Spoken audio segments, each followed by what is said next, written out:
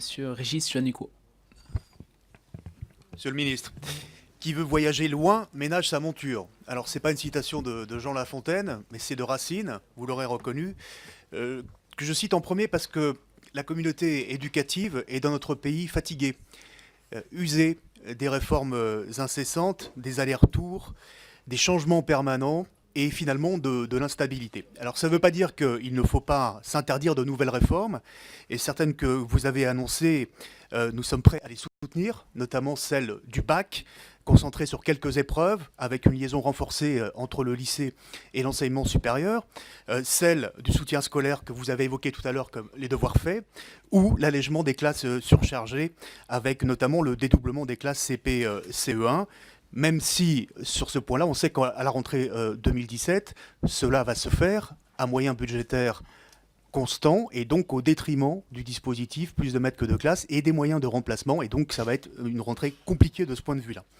Vous vous qualifiez de pragmatique, c'est-à-dire que vous regardez d'abord l'efficacité et l'efficience d'un dispositif plutôt que de le défaire a priori par principe, comme l'a dit d'ailleurs le président de la République lundi à Versailles.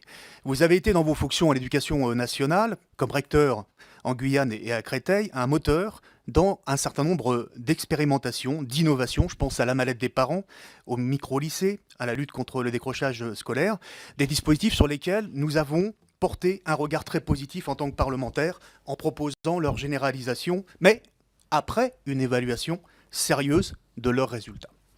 Ici même en 2010, dans une audition en tant que DGESCO, vous vous êtes prononcé contre le retour à la semaine de 4 jours et vous avez dit: il est clair que si la semaine de 9 demi-journées n'a pas été choisie, c'est parce que le monde des adultes s'est entendu sur le dos du monde des enfants.